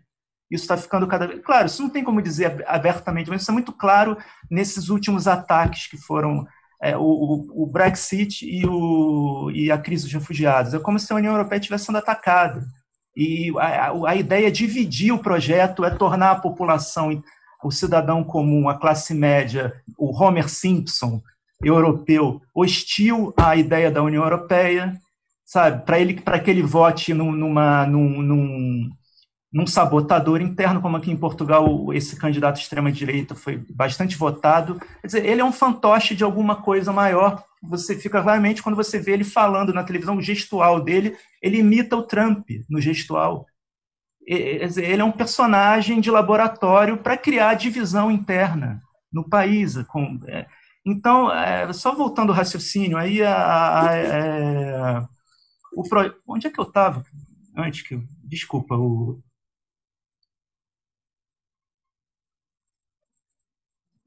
som. Eu fechado aqui. Você estava falando da questão da União Europeia como alvo do imperialismo de estabilização com o Brexit primeiro, quer dizer, primeiro não. Não, é a questão do expansionismo europeu, sim, fundado na guerra. Certo. Paradoxalmente, nesse momento de ressurgimento desses antigos impérios, a Índia, a China, a Rússia voltando para o jogo, a Europa, a única saída da Europa é que o projeto europeu dê certo, mas não no guarda-chuva da OTAN. Teria que haver um projeto autônomo, né? E os europeus não é à toa que a sede da OTAN fica em Bruxelas e a sede da Comissão Europeia do Conselho da União Europeia e o Parlamento Europeu também funcionam ali, não é coincidência. Exato. E os europeus vão ter que aceitar a liderança alemã, que é dificílimo o aceite dessa liderança diante de toda a história de guerras e a história recente da Segunda Guerra Mundial. Quer dizer, é uma situação complicadíssima. A própria Alemanha, pelo que eu percebo, internamente é dividida. A elite alemã tem a elite mais atlanticista, inclusive que se revela na imprensa alemã, e aí parte da elite que defende o projeto do espaço, da volta da ideia do espaço vital, que isso ficou estigmatizado por causa do nazismo, mas isso é anterior ao nazismo, porque o projeto de geopolítico alemão é se expandir para o leste, porque a zona de influência da Alemanha são aqueles estados do leste europeu, e uma integração com a Rússia, porque a Rússia e a Alemanha são países complementares. A Rússia tem recursos naturais e a Alemanha tem tecnologia. Pois é, mas uma prioridade do imperialismo inglês, ainda britânico, que passou para o seu sucedâneo dos Estados Unidos, justamente sempre impediu o alinhamento Berlim-Moscou. Exato. Essa é a questão. Eu sou muito pessimista em relação à Europa. Muito pessimista nesse momento, assim, diante de tudo que vem acontecendo. Então, quer dizer, a Europa não tem outra alternativa senão buscar um caminho autônomo, unificado, sob a liderança alemã, né? Mas nem a Alemanha sabe exatamente o que quer, porque a Merkel, que eu acho ela, apesar dela ser de direita, eu acho ela uma figura interessante, né? Politicamente, ela tenta fazer esse jogo entre o atlanticismo e olhar para a Eurásia, sabe? Só que ela está sendo engolida pelo jogo. Também daqui a pouco ela sai e talvez entre alguém pior. Vale a pena, eu acho que na próxima semana a gente pode discutir um pouquinho dessa dinâmica política interessante sobre a agenda da crise humanitária e o presente de grego, né, que foi imposto à Merkel, que correu boa parte da sustentação política da direita tradicional, da CDU ou CSU na Alemanha. A gente pode discutir isso na semana que vem. Olha só, eu pedi aos nossos três panelistas, painel em inglês não tem em português, painelista, mas enfim, nossos três participantes comentaristas do dia, lembrando que o Jorge Figueiredo, que estava anunciando, teve um problema de conexão, e a gente resolve, certamente estará conosco na próxima rodada, mas eu pediria que considerações finais aí para a gente poder ouvir o nosso grande mestre contra-efetuador da guerra híbrida, Piero Leiner. Começando com o Augusto, que foi o primeiro a falar, e depois Fábio, e por último, Cláudio Abreu. Bom, considerações finais. Eu acho que está muito difícil de fazer considerações finais agora. A gente está só começando a discutir todas as questões relativas. Acho que bloqueou aí. Vocês estão me ouvindo? Estamos ouvindo perfeitamente. Pode falar. Agora voltou. Ficou tudo parado aqui. Enfim, eu estava dizendo que eu acho que está cedo para fazer considerações finais porque estamos começando a discutir, tem muitos pontos que eu acho que precisamos abordar, vão desde compreensão histórica da questão digital, como isso impacta a nossa vida. Em algum momento seria interessante a gente também analisar aqui a questão da ciência e tecnologia e como isso está articulado com um possível projeto de nação para o Brasil. É um tema que é muito pouco examinado e acho que é muito importante. E o que eu gostaria de dizer às pessoas é que, na verdade, tentem, aí no ambiente da internet, do uso desses aplicativos e das redes sociais, agirem da maneira mais crítica possível.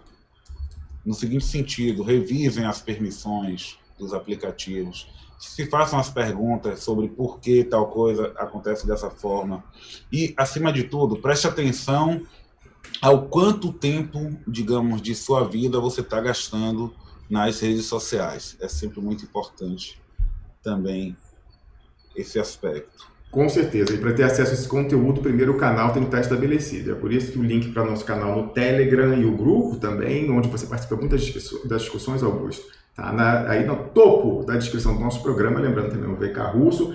E a boa e velha, isso é quase jurássico, hein, Augusto? A lista de e-mail do Duplo Expresso. Fábio, pois é, eu não estou na lista de e-mails. Vocês têm que me colocar na lista de e-mails. Deu mole. Tem que dar o exemplo. Deu mole, né? Vou entrar lá. Então, pronto. É isso aí. Que é um meio extremamente conveniente, seguro, conveniente e resiliente. Do tipo, a lista de e-mails nunca vai ser sabotada. Inclusive, vou fazer uma pergunta aqui, não sei se isso causa algum constrangimento, Augusto, para encerrar, que é o seguinte, nessa dica aí no Manual de Sobrevivência nesse estado técnico-policial transnacional, que é o seguinte: é recomendado o serviço de e-mail como seguro, em termos de criptografia, mantido pelo CERN, instituição a qual está vinculado lá, o ProtonMail. Você avaliza ou prefere não comentar o ProtonMail como uma criptografia segura? Olha, eu vi os rapazes que posteriormente criaram o ProtonMail tomando cerveja 1 ou 2 vezes, discutindo sobre isso lá na cafeteria do CERN. Eu não conheço eles pessoalmente. Eu acho que é um serviço interessante, entendeu? Muito do código do que eles usam está realmente aberto, então você sempre pode dar uma olhada. Bom, enfim, recentemente eu soube que eles tiveram um problema com um bug, que era possível, inclusive, acessar algumas coisas que supostamente não deveriam estar visíveis, mas eu acho que, em geral, é um bom serviço. O que acontece com esses e-mails encriptados e com a VPN encriptada é sempre a questão dos logs. Claro. Entendeu? Então, essa é a política mais importante que você tem que olhar na hora de contratar o serviço, sabendo sempre que não tem nada garantido, porque eles dizem lá no contrato que não estão mantendo logs. Uhum. Então, se você vai usar um serviço de e-mail como o ProtonMail, eu te aconselho a sempre fazer o download de todos os e-mails, a limpar o servidor. Certo. Porque se eles estiverem mantendo uma cópia das suas mensagens depois de vocês fazer isso, eles estão violando o contrato. Interessante essa recomendação. A gente segue dando dicas na próxima semana. Fábio Reis Viana, para concluir esse comentário por hoje, a gente falava da Europa, só queria trazer uma consideração sua, que aí já é aprendizado meu nesse caminho de militância e ativismo político anti-imperialista, mais no contexto brasileiro, que é o seguinte: é evidente, a gente falou, racionalmente, a Europa teria o incentivo de buscar um caminho autônomo, mas o imperialismo, para fazer um seguro contra isso, vem operando aqui no Brasil e na periferia desenvolvida e até internamente nos Estados Unidos. Compromat, a Docecracia Transnacional, eles capturam os agenciados pegando os podres dos agentes. Então, a gente vê aí dossiê, primeiro financeiramente, a gente vê várias dessas autoridades europeias depois saindo, né? O próprio Durão Barroso, ex-primeiro de Portugal, sai, aí hoje em dia é conselheiro num desses grandes fundos de investimento e tal. Então você captura pelo bolso, vai a cenourinha, mas o porrete também é aquela história de festas com meninas e tal. Até o príncipe lá, o príncipe Andrew, não foi pego lá naquele esquema, mega esquema, com vínculos estreitos com a inteligência israelense, lá com o Mossad, aquele esquema oh meu Deus, não foge o nome dele agora, da Ghislaine Maxwell e do Epstein, Jeffrey Epstein, lá. Então, assim, esse pessoal tá pendurado, a gente vê no Brasil também o pessoal todo pendurado, e aí, por isso, os agenciados, no seu conjunto, sendo levados por caminhos cuja racionalidade não explicaria, né? Não irracionais contra os próprios interesses de médio e longo prazo. Então tem que ver isso também. Às vezes, os incentivos e a racionalidade não se refletem nas ações porque os agentes estão capturados. Sim. Fábio Reis. Mas isso eu acho que faz parte de um processo que a gente poderia chamar de guerra ilimitada, que os americanos estão levando. Isso inicia na Guerra do Golfo.